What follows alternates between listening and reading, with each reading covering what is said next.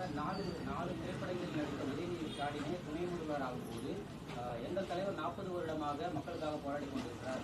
அவர் துணை முதல்வர் ஆகக்கூடாது விசிகாவுடைய துணை பொதுச் செயலாளர் ஆதவர்ஜுனா கூடிய கருத்து சர்ச்சை ஏற்படுத்தியிருக்கு. திமுகவினர் மட்டும் இல்லாமல் விசிகாவினரே அவரை கடுமையாக யார இல்லை இது முதலா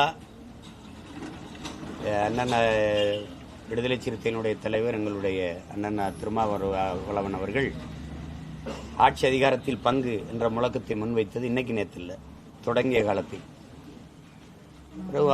ஆதவர்ஜுனா கேட்பது ஒரு பொதுவான கோரிக்கையை தான் நீங்கள் பார்க்கணும். அது அண்ணன் திருமாவளவனுக்கு கேட்டாருன்னு நீங்கள் பார்க்கறது அப்படி பார்க்க வேண்டியது இல்லை. கூட்டணி வைத்துக் கொள்வீர்கள். நான் கேட்குற ஒரு பொதுப்படையாக ஒரு கேள்வி. சரி, ஆதவர்ஜுனா அந்த கட்சி அது பிரச்சனை, இப்போ எங்களுக்கு ஒன்றும் இல்லைல்ல. இப்போ நான் கேட்குறது நீங்கள் பதில் சொல்லுங்கள்.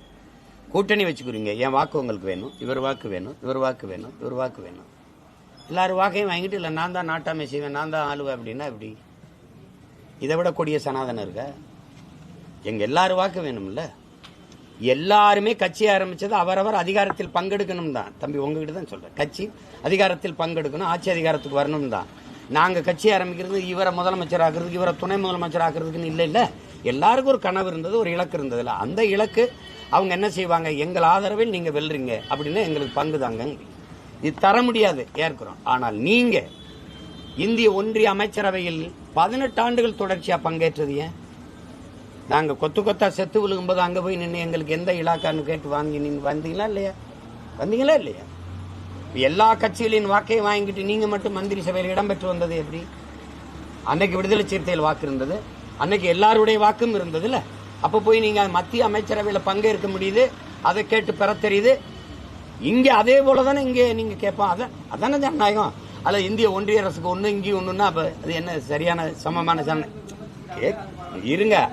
அது சரியா இல்ல? உங்க வாக்குகள்லாம் வேண்டாம், நாங்களே தான் ஆளுவோம், எங்க கட்சிக்காரங்க தான் எல்லா இலாக்காக்களையும் அதிகாரத்தை செலுத்துவாங்க அப்படின்னா நீங்க தனிச்சு நில்லுங்க. எங்களை போல இப்ப தனிச்சு நிக்கிறேன். 1 விழுக்காடு 2 விழுக்காடு 3 விழுக்காடு ஒண்ணும் இல்ல, முட்டைனா கூட நீ தனிச்சு நின்று காட்டு.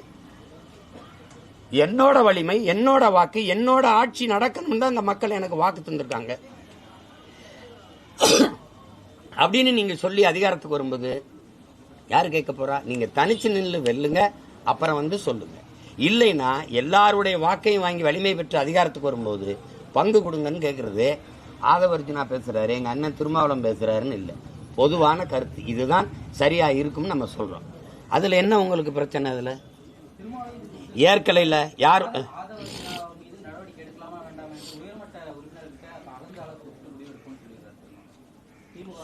அது அது எங்க அண்ணனுடைய முடிவு, அது அந்த கட்சியினுடைய கருத்து முடிவு. அதுல இல்லை. நான் சொல்றது பொதுவான கருத்து. எதுக்காக கூட்டணி சேர்க்கிறீங்க?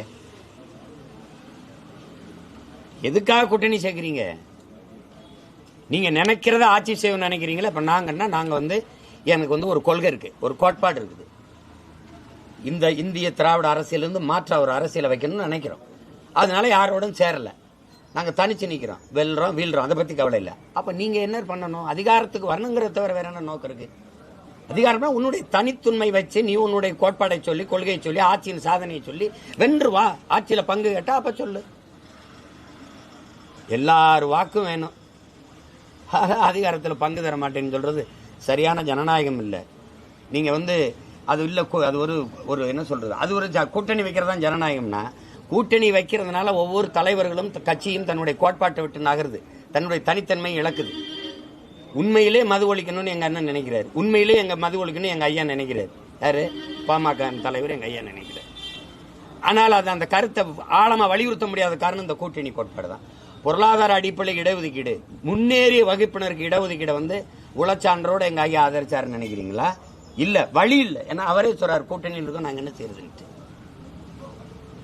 அப்ப ஒரு தனித்துவத்தை ஒரு கட்சி தன்னுடைய கோட்பாட்டை விட்டு நகர வேண்டியது இருக்குது. அவ்வளவு பெரிய இழப்பை சந்திக்கும் போது நீ அதிகாரத்தில் பங்கு தர மாட்டேங்கிற எப்படி? அது சரியில்லை. நீங்க ஆதவர்ஜுன் கருத்துன்னு சொல்லாதீங்க, பெரும்பாலான மக்களின் கருத்தே அதுதான்.